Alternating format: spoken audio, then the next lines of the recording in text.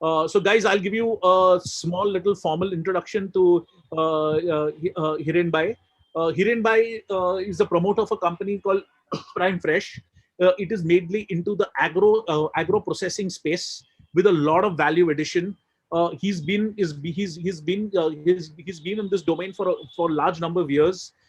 He's grown up from thinking of an idea to getting listed on the stock exchange, and then then conducting business.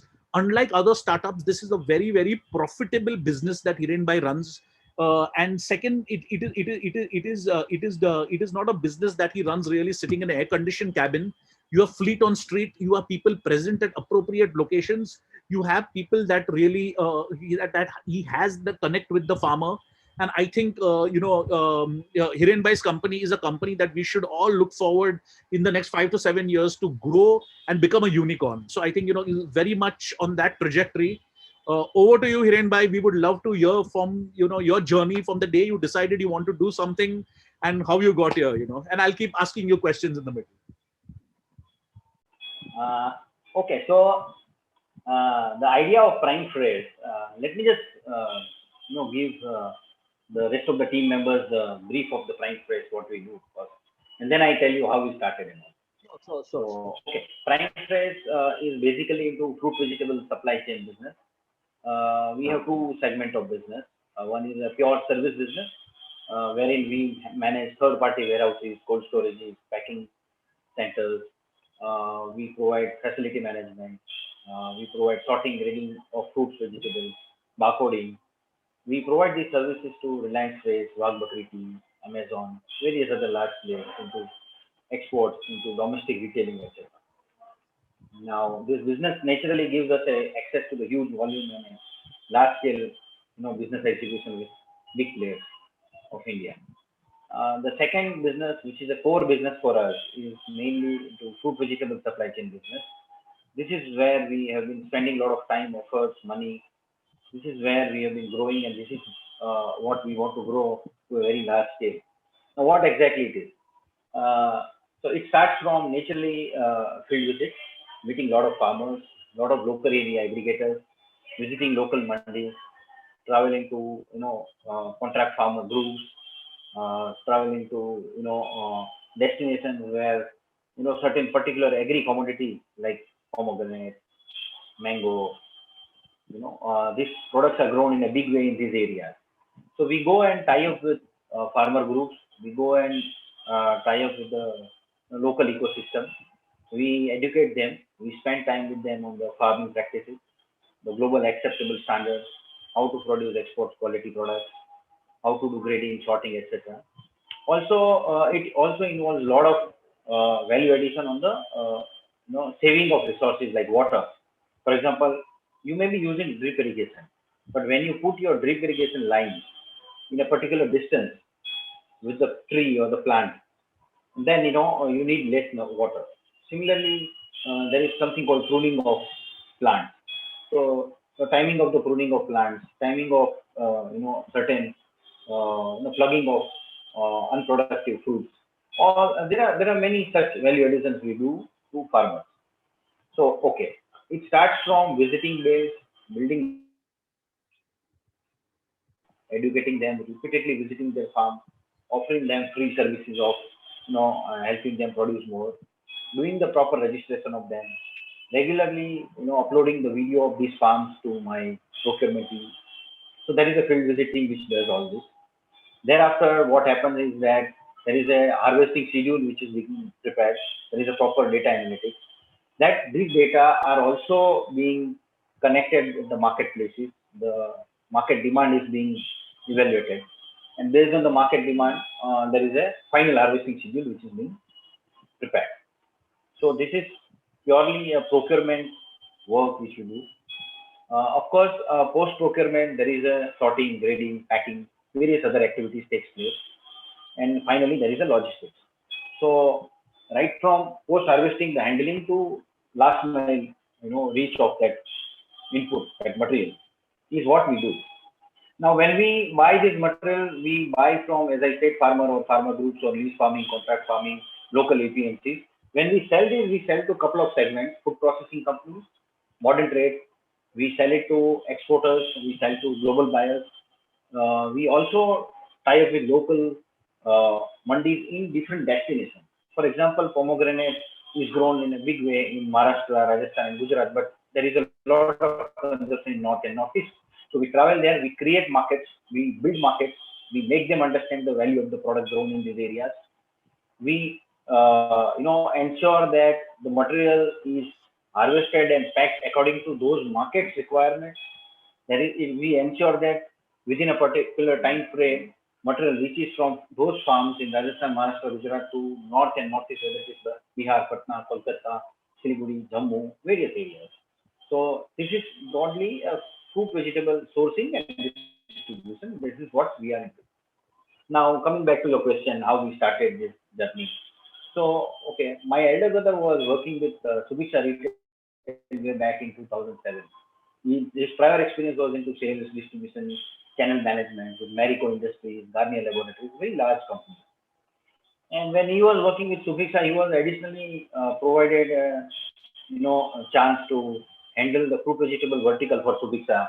And he realized that there is a lot of gap in the system in terms of the quality of material, the grading practices, a better remuneration to be paid to farmers, certain outdated practices followed at APMCs, and also the lack of proper training to the entire people involved in the supply chain of the fruit vegetables, right from harvesting till the last mile.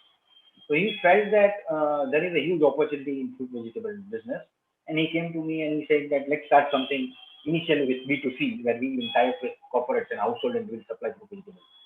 That's how the idea germinated, and it was purely friendly family decision and liking a concept that there is value adding to society, there is a value addition to farmers, and consumers were not getting good quality, good packing, right? So I said it's a fantastic idea, go ahead. So there was no intention of making money from at my end.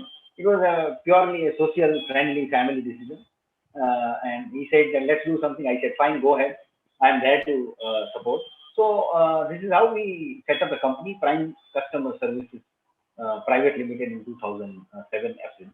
Later we converted into a limited company with friends, family, and some other, market friends like you who put some, and we could raise some small capital as an outside capital also, and we kept on building. So initially we started with 6 lakh, and then gradually kept on adding money. Over the years so far, we have put in about 15 crore gradually through internal accrual, equity, etc. Last year our top line was 50 crore. This year we are aspiring for 70 crore. The next 3 years we believe that we have all the ingredients in place to reach 300 crore turnover. As we speak, I would like to explain a little more about Prime, what Prime is. We have got network of more than 30,000 farmers across 45 districts of Rajasthan, Maharashtra, and Gujarat. We have more than 650 local area aggregators who in turn work hard, and we support them by advances, we support them by buying, we support them by education, setting up collection centers, etc.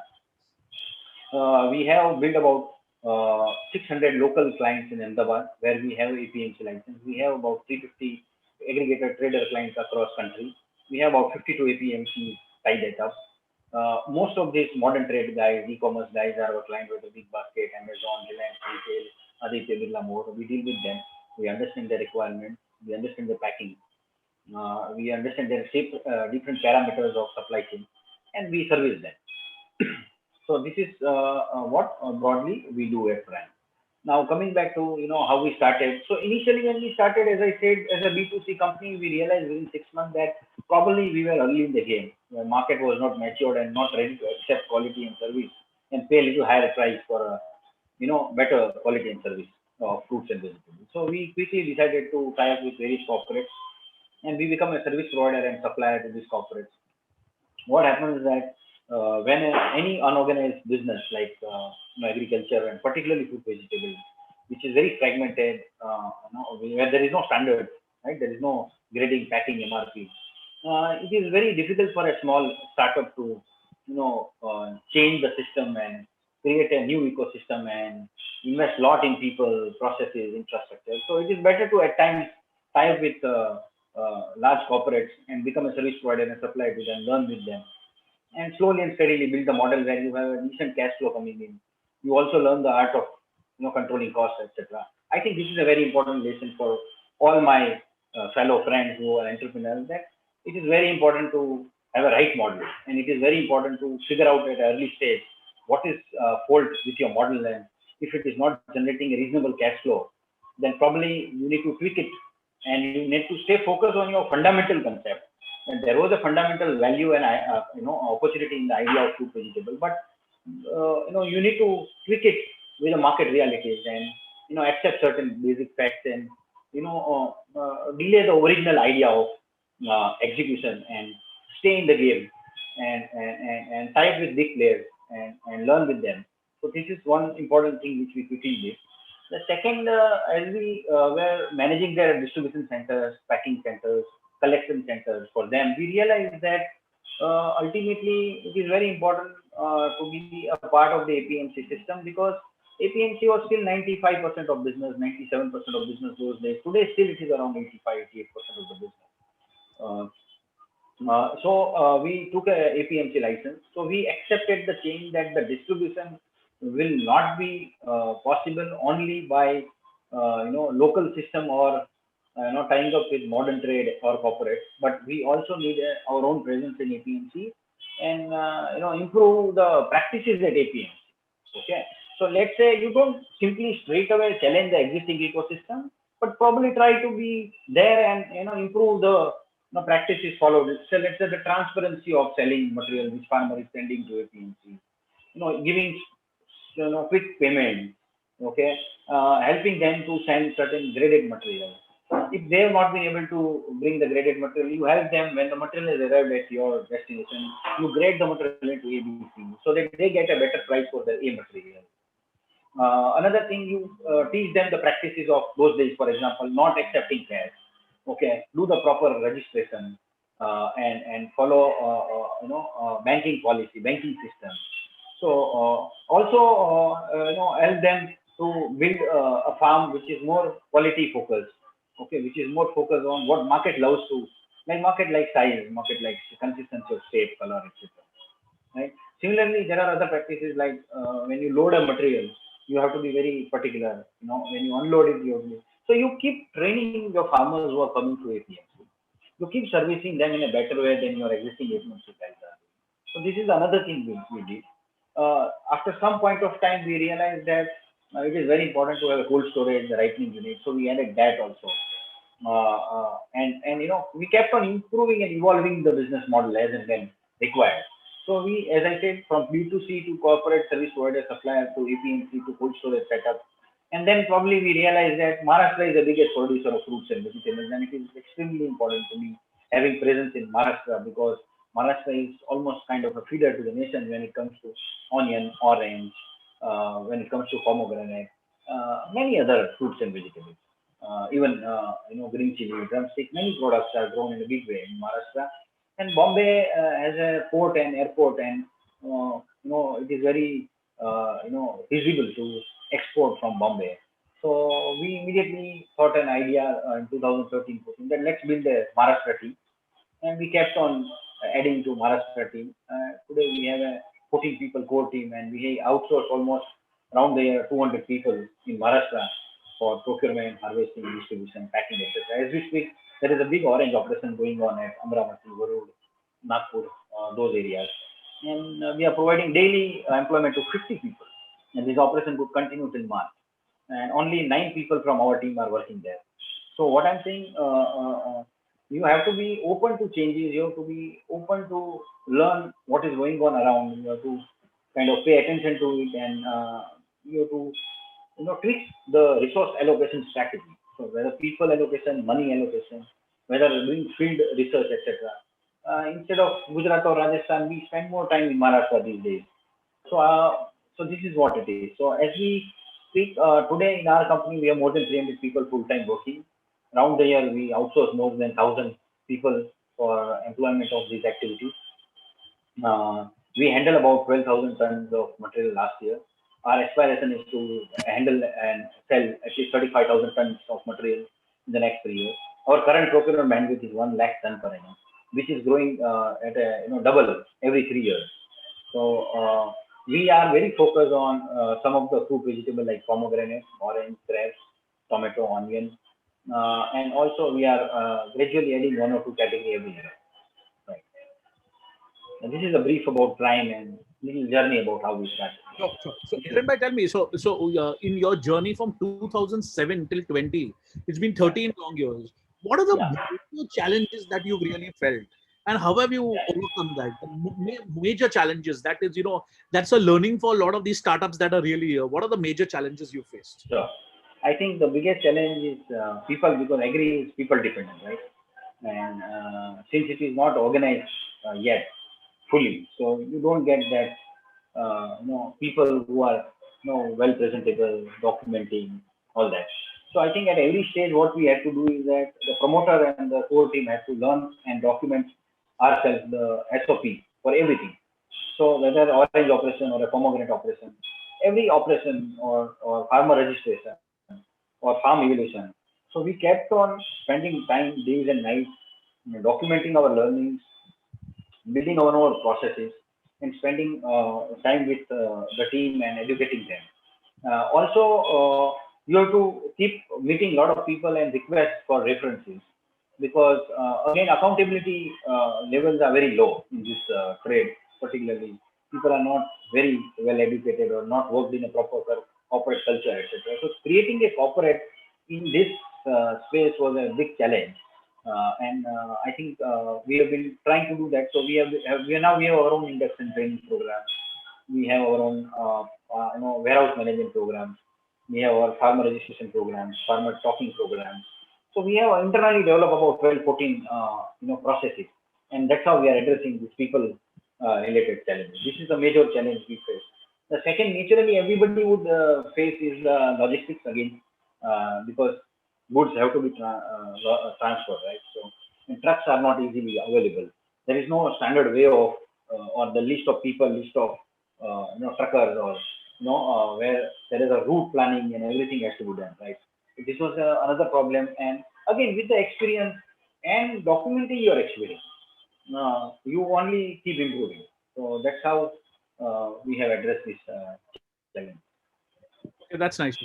What about a lot of startups? We've had a lot of deliberation with these startups. There are two ways of doing business in India. One is the valuation game, where you keep losing money, and you keep increasing in value. And second is the banya buddhi of doing business, where you actually are profitable. You belong to Right. probably a profitable business. So how Yes. do you choose that boat of profitability rather than just valuation? And how do you really feel being a profitable company rather just being a top line heavy company? Right. So I think it has to do a lot with your internal belief system, right? And it has to do a lot with your value for money, right? And those days when we started, the culture of unlimited money was not there, right? Okay. Also, most of the startups who come from a right network and the right education background, IIT or IIM background, could easily raise money with the concept. And mostly money was available to technology or a pharma or high margin business. What we technically do is a social entrepreneurship, honestly, right? So we are a social enterprise, right? In the process, over the time, we are ensuring that okay, we'll have a reasonable return on investment, and we'll keep building it and make it self-sustainable, and maybe some social impact fund will invest.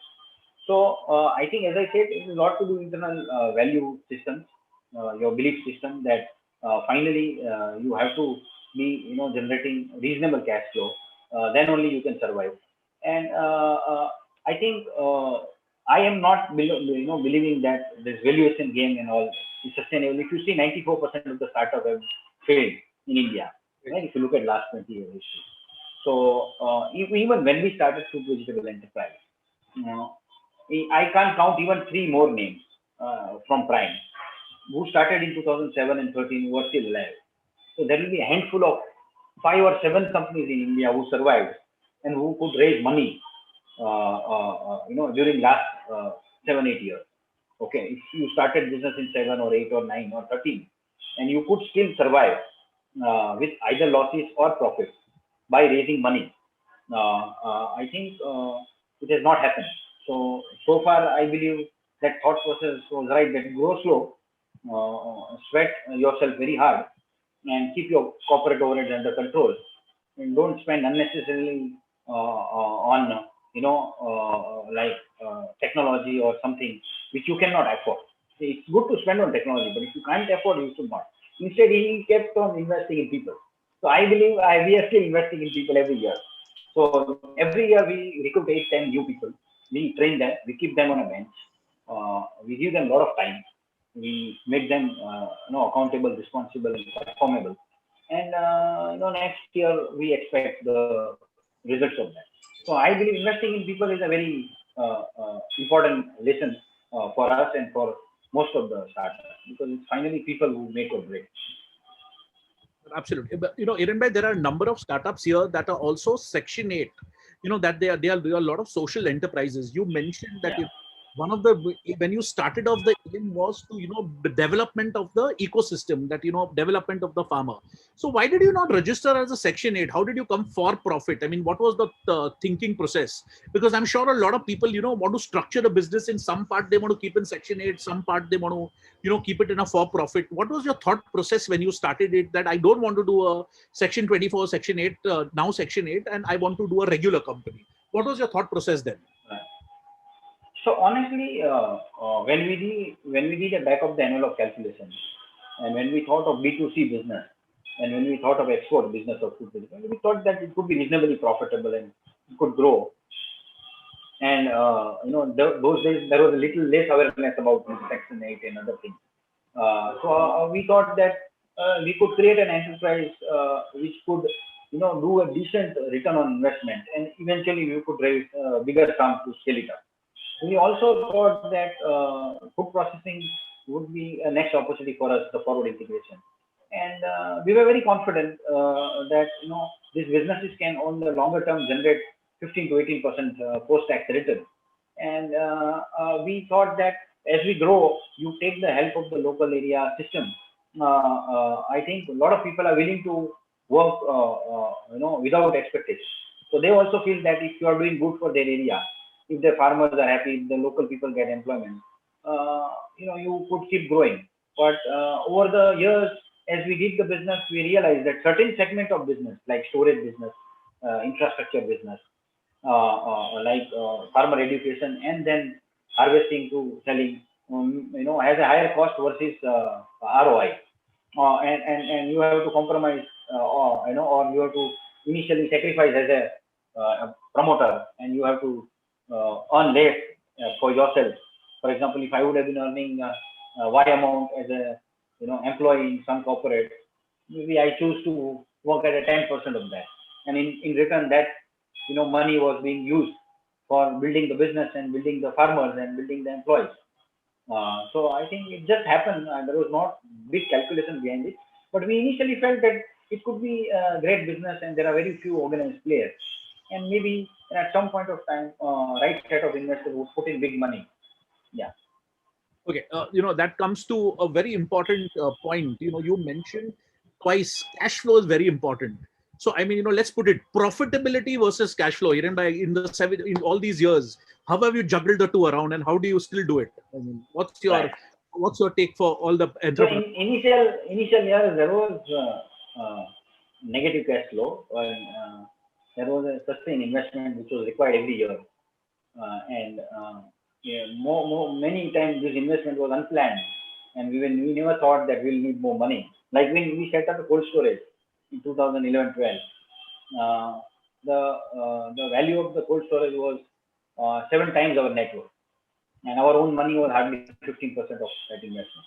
And then we realized that the asset is not fully utilized because of unhealthy practices by unorganized players, and we had to borrow, or we had to put our own resources, our own house or office as a mortgage, and take a soft loan from the bank, and then run the facility and make it viable. So I still believe that on a longer term basis, very few businesses can survive without having adequate cash flow, and one must ensure that your entire model, generates a decent cash flow. So I belong to that philosophy that most of businesses have to be profitable. Right. Okay. And you mentioned that you had to mortgage your own house, offices, and all of that. So a Yeah. lot of entrepreneurs here, are saying that, listen, do we have to be all in? I mean, do we do it 100%, or can we say, okay, theek hai, chala to chala, nahi to we'll go back to something.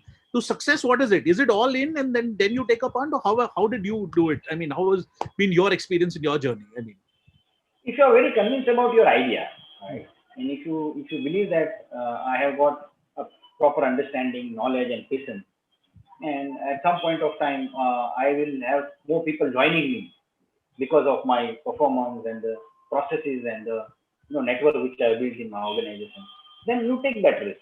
It's all up to your risk appetite, right? But looking at today's business environment, what has happened in the last 5 7 years, I believe that starting a business should have many considerations, and you need a very good team before you start a business. So, for example, in our case, when we started a business, we had only 2 or 3 people.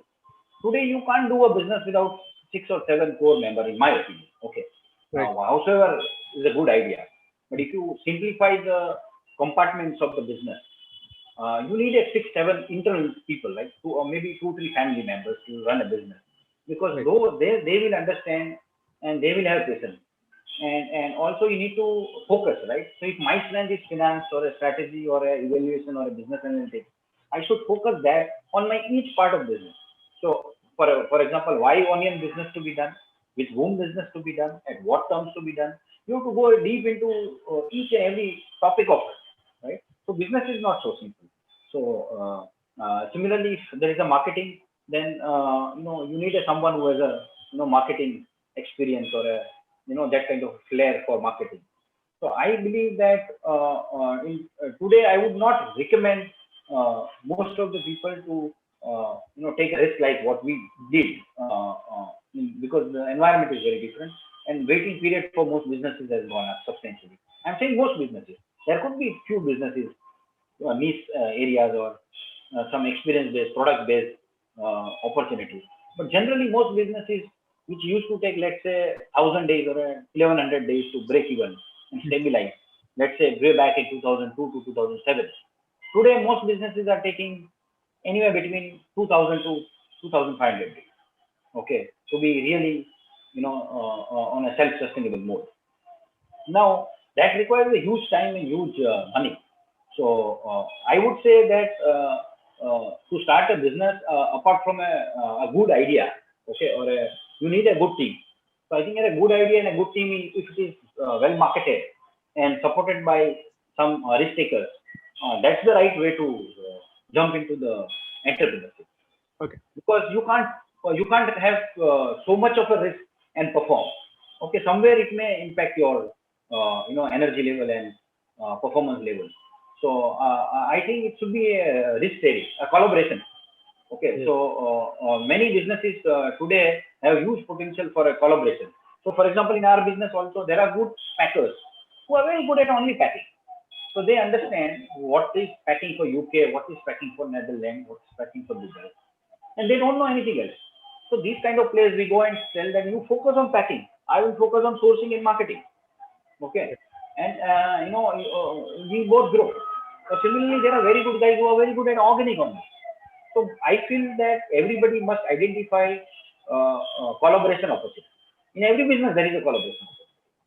So there can be shared infrastructure, there can be shared resources, and allocation of work, and you can minimize the risk and minimize the outflow.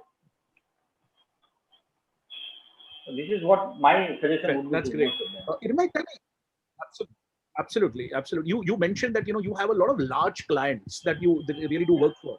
How difficult, because we have a lot of startups here that have great novel ideas and they want that break as far as the large client is concerned. But something or another, it's not. How easy is it to break into these large clients? How difficult is it? How did you do it? And what's your advice to them for these larger clients? You mentioned the larger big chains that are really there. So my experience is that spend more Hello. time in understanding. So my experience is that first step I'm saying, spend a lot of time understanding them, understanding their processes, their protocol. Okay, and figure out where you can add value to them and win their confidence by identifying those gaps. Okay, Second, keep a lot of patience. You have to keep a lot of patience. For example, Amazon for us, it took 1.5 years. 1.5 years to start business with Amazon. Okay. So sometimes their plans are delayed. Sometimes their people are not available. Sometimes what happened to, for example, Corona thing, and they did not launch, right? Sometimes they would want multiple certificates and processes and documentation. The agreements are very long, right? The terms are very strict. So you have to keep lots of patience, and you have to keep meeting their team at various levels, and make them feel that you are really serious about the business. Make them feel that you are not a me too guy. You want to really create value, and you are there for long term, and you are not focusing only on margin but a relationship. So it requires a lot of patience. Yeah. Okay. Hiren, you Continuous dialogue. right. Perfect. You started off in about 2007. So I think you've seen all the major events that have really happened. You've seen Yeah. the 2008 crash. You've probably Yes. seen the demonetization. You've seen the Yes. GST implementation. You've seen COVID. How have you lived through all of this again and again and again? And what makes you stronger? And what's your message to all these young entrepreneurs here that probably are just going through Corona and saying that, oh God, how do I survive? I mean, you've gone through it all. So One thing I say that every time we go through any experience, any setback, or any even meeting, I think I love to document the learning. So what we have done is every time, we have documented and we have deliberated and discussed and created a process or a SOP outcome state. I think that is the first thing I believe. Secondly, when you are not prepared for many uncertainties, like for example GST, your demonetization, our business fell 50% in 5 months. Even in Corona, COVID, our business fell 70% in the next month because your logistics, labor issues, uh, the APMCs were closed, exports were food processing units were not running. These are the major buyers for us. I would say that always ensure that your business has at least 3 to 5 months of expenses separately lying in your bank account, because every such crisis are going to last between 3 to 5 months in my opinion. And that 3 to 5 months you have to survive and you have to be there. And during that time you have to improve and document and, as I said, learn and go and meet your suppliers, buyers, be honest, be straightforward, transparent, share learnings, share problems, and wait for a time to stabilize. So I think time only heals. My experience is time only a little bit of a preparedness in terms of, as I said, we always had more people. So I have always believed, I learned from Infosys. When I used to read about Infosys in 2000, 2001, 2003, I figured out that this company always keeps people on the bench. They always want to have a good pool of people, keep training people and prepared for the eventuality. So when you have more resources in terms of people, your ability to manage this kind of crisis and allocate your time to the next set of unwanted or unplanned priorities, you can switch there and these people can switch to what you are doing. So, because finally people drive, people take decisions. So never underestimate the power of people. that's a great thing. Tell me, Hiren Bhai, now a lot of young entrepreneurs here have one distinction problem, that we are working day and night in a company 24 hours. We are drawing no salary, we are taking no money, but we are paying others. Should I take money from the company, or should I just show it as payable when able, and when someday someone comes, I'll take the money? Or should I keep drawing? What is your view, and what is your experience, through the complete process? Because as an individual and as a company, they're two distinct things, that kind of. So I think it depends on every individual, right? How strong you are as a person, how strong your finances are, how open your family members are to your financial decisions. Like in my case, most of the time I was solo, right? So touchwood, I had an opportunity to marry late, and I was a risk taker, and I could afford not to draw salary for many years, and because I had my own savings, or I had my own other activities, investment, research, etc. So I felt that I don't want to burden the company, and I did not.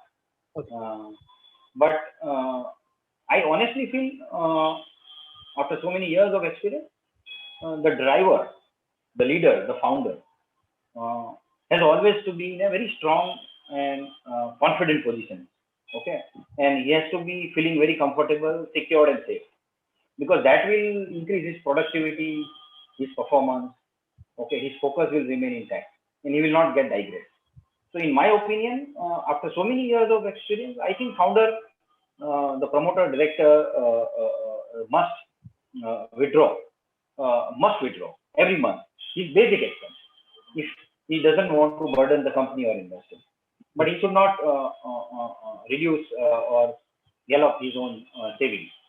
Reason being, uh, uh, it will ensure that you don't have a slightest of a thought. Okay, a point never comes when you get diverted to some other line of thoughts. So I think it's good to lose money for 2 3 years by withdrawing your own expenses. Nothing wrong. It's fine. I mean, investor also understand that any businesses will not become profitable in the first 3 years in today's environment. So it's fine. I think you should withdraw. That my conclusion is you should withdraw. Okay. Okay.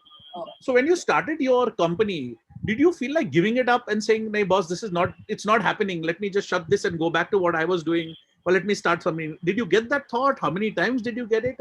And how did you overcome that? Because a lot of these startups, you get that thought very often that, that, okay, I've tried, boss, nahi ho raha hai. Now let me just junk this and do something else. How do you motivate yourself? Or how did you do it in your journey? Many times. So many times I felt that we are running a social enterprise. Still today, 97% of our revenue is distributed. So whatever comes in the bank account, distributed 97% today also.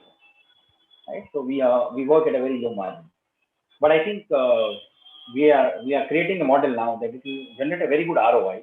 You'll have a very high capital velocity, even if you earn low margin, but your return on equity is very good. Leave apart. So what happens when you feel like that? Okay, let me give it up because I have got many other opportunities and I can earn so well somewhere else without taking risk. Uh, you immediately think also the other side that what is the benefit you are giving to people with you by continuing the enterprise. Okay, so when you run an enterprise, you create value for so many people, so many stakeholders, right? You generate employment. Like we pay a monthly salary of close to 40 lakh rupees, right? Uh, and it's not a small number considering our current size and all. And as I said, we give another 1,000 days of employment to so many other people. So one is naturally you are creating value other than profits. That you need to understand. Second, you have to believe that probably the idea which you are following has kind of a delayed or maybe a time is going to come for it. You have to be internally convinced that okay, there is going to be a time for this idea, and one day it will be workable. So that it's a trade-off, it's an arbitrage. So, but also I would say that you should also go to right consultant, friends, openly discuss, and have a realistic opinion rather than only emotional decision about it. So there could be times where some of the decisions in business or even continuing the business would have been an emotional decision that how can I shut it down? Okay, when I started and when I had this view, but market realities are different. Today, world has changed a lot in the last 10, 12 years and will further change in the next 10 years. So nothing wrong in taking the opinion of people you respect. You should always have a gurus in every walk of life. You should keep making new gurus, and these gurus you can consult, discuss, and you should be open to listening them and take a more pragmatic call.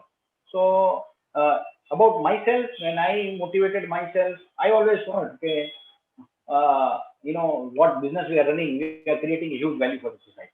So just for one single reason, I could continue the business. That okay, we are creating value for the society, value for the farmer. Someday, somewhere, this will turn out to be big. And don't think of yourself. Keep your requirement minimal. Keep your corporate overhead minimal, and keep on reinvesting your resources in strengthening the business model. So that's how we continued it.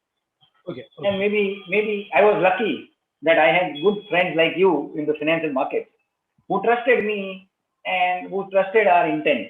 Okay. I think I would like to touch upon this intent point also. I think you have to be very, very pure at your intent. You have to be very clear. And I think what pays over the long term is your integrity, your intention, and your vision. And people believe in that even if you're losing money. Okay, even if you had a bad time. So you don't leave that. Don't, values both protect करते हैं मुझे लगता है.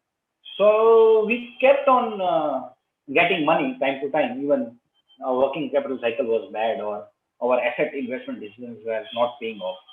So I think relationship helped. So good relationship with some people help. So I think keep building good relationships, keep meeting good people, have good company. Some basics which has worked. I think. That's great, Hiren bhai. This module that we are doing for the startups is demystifying finance.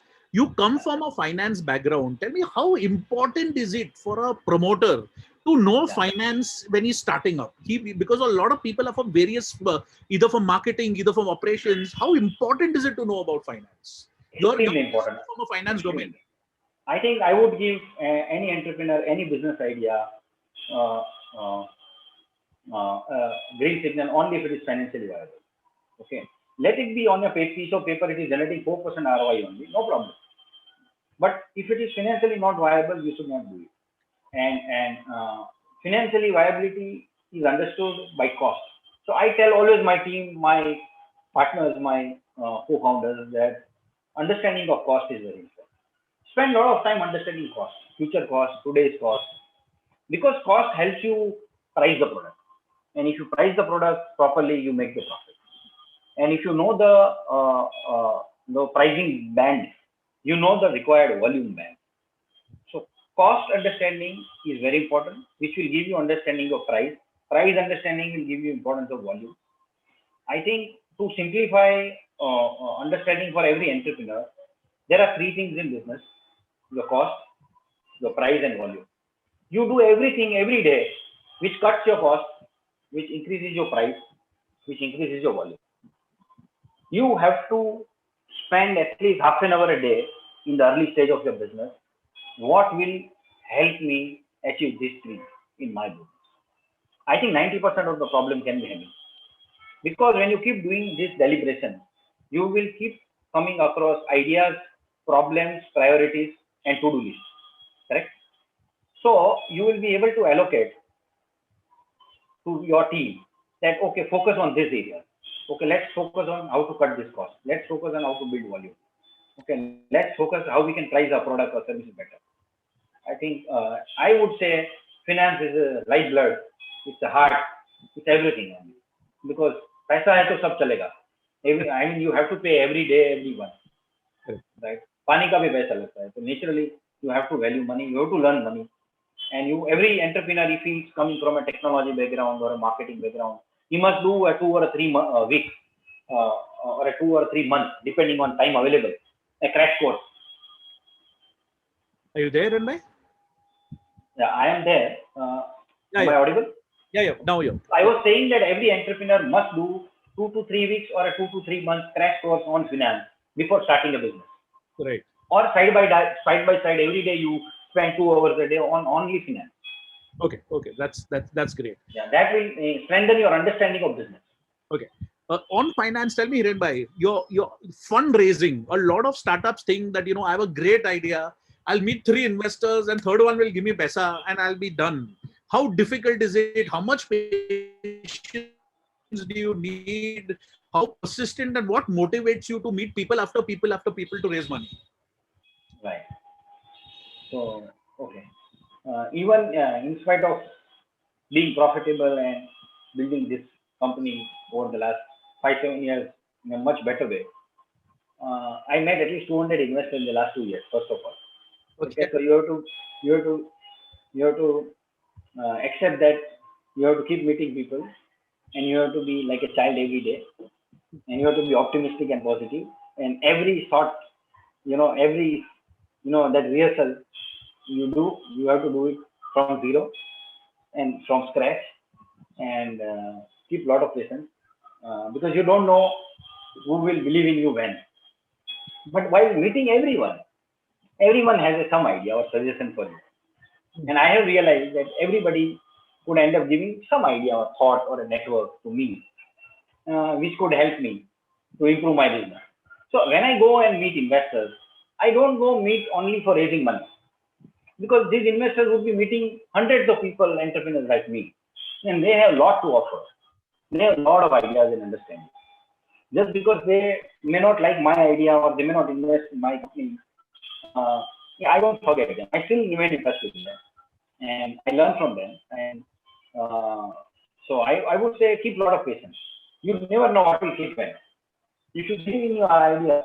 You should believe that you need more funds to grow it. Keep meeting. It's an exercise. You can do it in a reasonable time. You allocate some part of your bandwidth to that. Okay, that's great. Also, now a specific question on the business model. What are your views on on your questions in the middle? So there were two questions. One is on the FPO, I think that you answered. Second was on on COVID, that how did it impact your business, and what is the use of technology that you've done. Related to that is a question that are you using any artificial intelligence or any such tools in your business on the agri side of it to predict demand, predict supply? Are you using any of this kind of technology that is really there? So these were the set of questions that was related. So I was explaining that we use our internal application which we have built, which connects farmers, which connects our team. That application can record farmer data. That application can do report farm evaluation, farm valuation. The application can also be used for preparing certain basic documents like goods receipt note, delivery challenge. So we were already preparing this application prior to COVID also. Now with the use of that, our connectivity with our field team and our operation team at the back end, at the admin level and the management level has improved. You're on mute. You're on mute. Yeah. Trying to use multiple simple Google Forms. Okay. And these Google Forms people can use and report and update. As regards to quality inspection, we are tying up with local area agencies or local area experts, because quality inspection has to be done at the farm level, at the pack house level. Okay. With respect to facilities, we have to tie up with third-party facilities, which we are.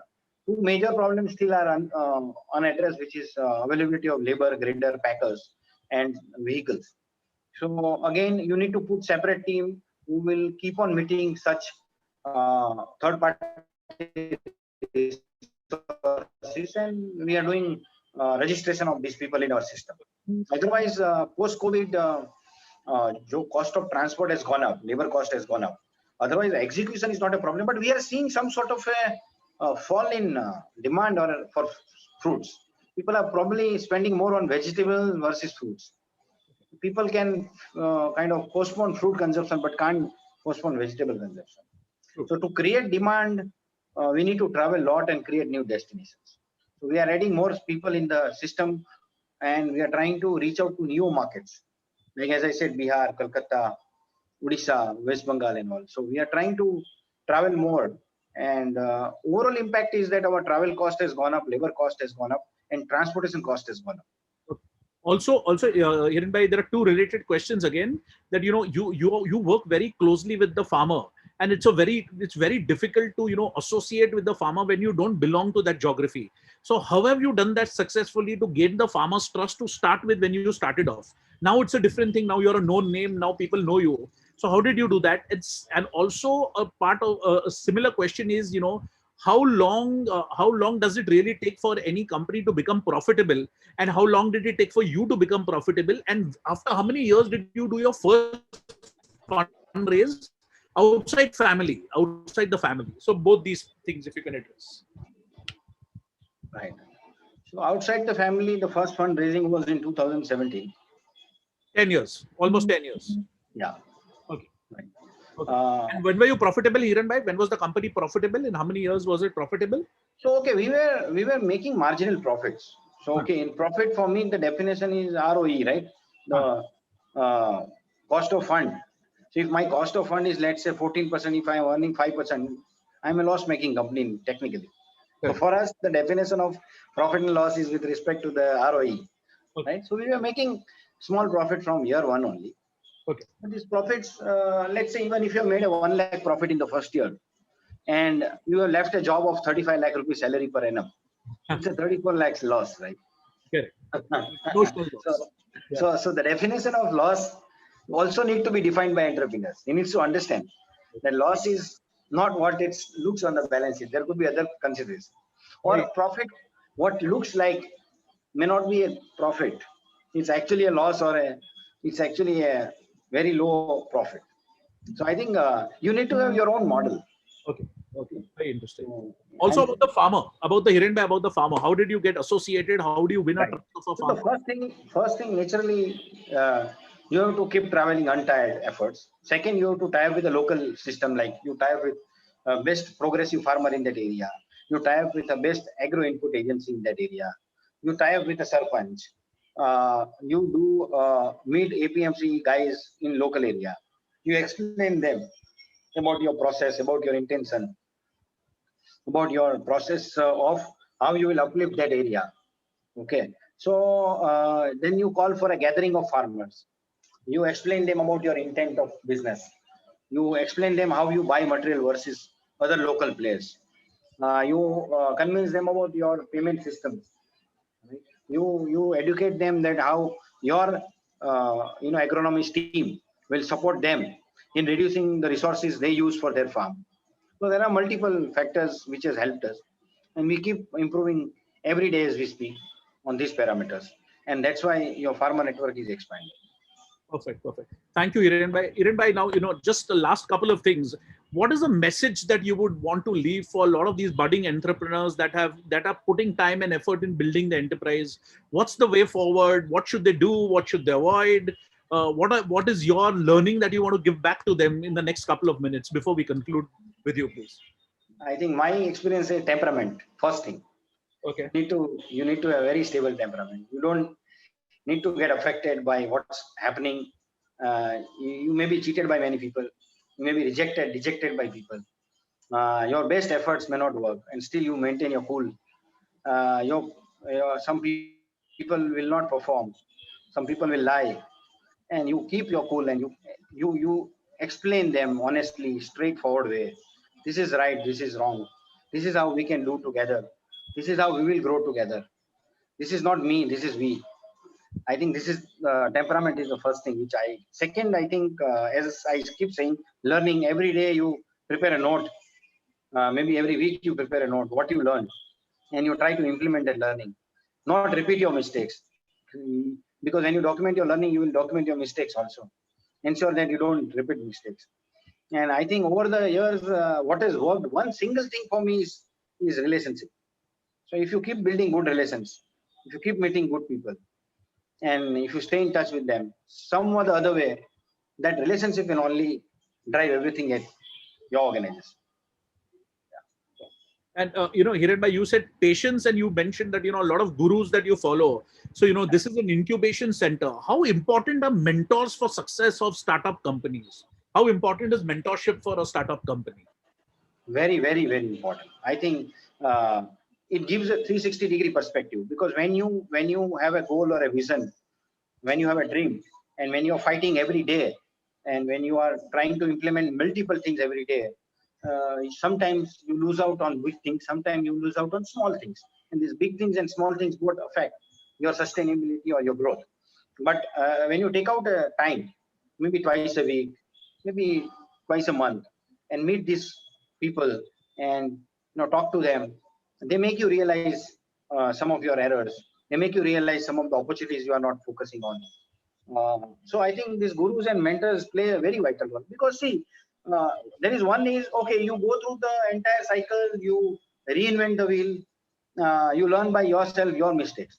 The second is, these gurus teach you through their learning or others learning, and you learn from others mistakes, and you try and adopt the best standards, best practices, and then you simplify and you create a smooth flow of information and systems in your organization, and encounter with the new challenges and new ideas, and not the same typical old mistakes which others would have already done.